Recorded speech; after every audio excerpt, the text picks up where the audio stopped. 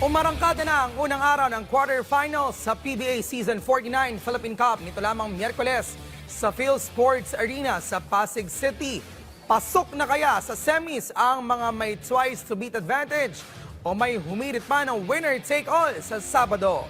Yan, malalaman natin sa ulat ni teammate Daryl Clares.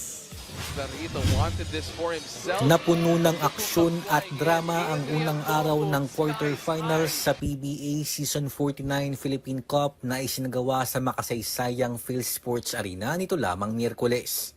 Subway naman ng match-up, pinwersa ng Rain or Shine Elasto Painters ang isa pang do-or-die game matapos takasan ang number 2 seed at twice to beat na NLEX Road Warriors sa score ng 92-89. Malahalimaw na performance ang pinamalas ni Jonard Clarito na nagpakawala ng 20 points at 21 rebounds para manatili ang semifinal hopes ng Elasto Painters. Matapos na bumagsak ang kanilang 16-point lead sa second quarter at mabaon pa ng 8 puntos sa final frame, kinailangan ng Ross na makipagdiktikan sa NLEX hanggang sa dulo ng laro. May pagkakataon sana si Robert Bolick na wakasan na ang season ng Painters pero nagmintis ang kanyang 4-point attempt sa mga huling segundo ng laban. Ayon kay Rain or Shine head coach Yeng Giao, patience ang naging susi para maibulsa nila ang panalo. Just patient, no? Nagpasensya lang kami. Basketball is a game of runs. We had our run in the first half. They had their run in the third quarter. Mabuti na lang nakabalik ulit kami nung fourth quarter. Sheer hard work, sheer effort. Just the desire to extend the series. Kung si Jonard, kita natin effort niya, buwis buhay talaga. So, any coach would appreciate the effort they put up, no, not just him, but the rest of the guys. Sa panayam naman ng PDV Sports sa 6'2" forward na si Clarito, handa umano siya na muling gawin ang lahat sa susunod na laro para makabalik ang Painters sa semifinals.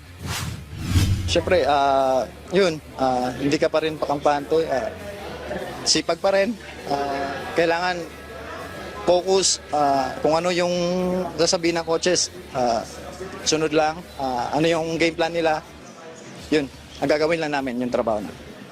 Sa ikalawang sagupaan naman, hindi pa nagsasara ang pangarap ng TNT Tropang 5G na makasungkit ng Grand Slam ngayong season na humirit din ng winner-take-all matapos talunin ang Magnolia Chicken Templados Hotshots 89-88. Nanguna para sa TNT si Roger Pugoy na kumamada ng game-high 30 points samantalang nag-ambag naman si Calvin Oftana ng 21 markers. Hindi naman naging madali para sa tropa na makuha ang panalo dahil kahit nakalamang na sila ng 7 sa uling 2 minuto, nagpakawala pa si Rome De La Rosa ng isang clutch 3-point shot na sinundan ng cold-blooded 4-point bucket mula kay Paul Lee para agad na makatabla. Sa uling 6.8 seconds ng laro na ipasok ni Kelly Williams ang isang free throw mula sa foul ni William Navarro para mahagyang makaabante. Naging selyo ng laban ang naging matinding depensa ni Pugoy kay Xavier Lucero na bigong makatira ng sanay game-winning basket. Sa post-game press conference, binigyang diin ni TNT head coach Shot Reyes kung ano ang kanilang naging adjustment para hindi maulit ang kanilang naging pagkatalo sa Magnolia noong eliminations.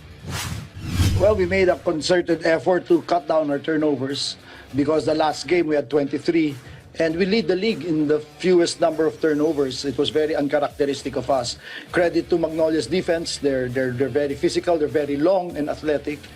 The players they got, Xavier Lucero and Will Navarro and Jerome Lacimosa have really added to their athleticism.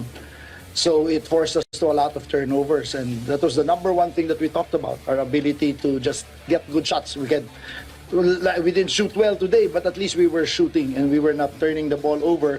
But we still had, for me, too many, 18. But at least we cut that down. It was already 12 in the first half. We cut that in half in the second half. And that's what fueled our comeback. Para naman kay Pugoy, malinaw sa kanya na ayaw pa niyang matapos ang season ng kanyang kupunan. Ano lang talaga, yung mindset ko lang coming to this game is ayaw ko lang magpatalo, ayaw ko magbakasyon. Yun. Tapos yun nga, binabasa namin yung defense ng Magnolia kasi last time nga, ang dami naming turnover siguro, yun yung turning point. Muling magtutuos ang NLEX at Ross, gayon din ang Magnolia at TNT sa Sabado para sa winner-take-all na gaganapin sa Ninoy Aquino Stadium.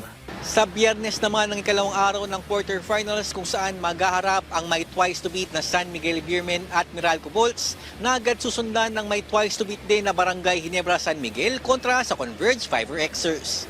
Daryl Oclares para sa Atletang Pilipino para sa Bagong Pilipinas.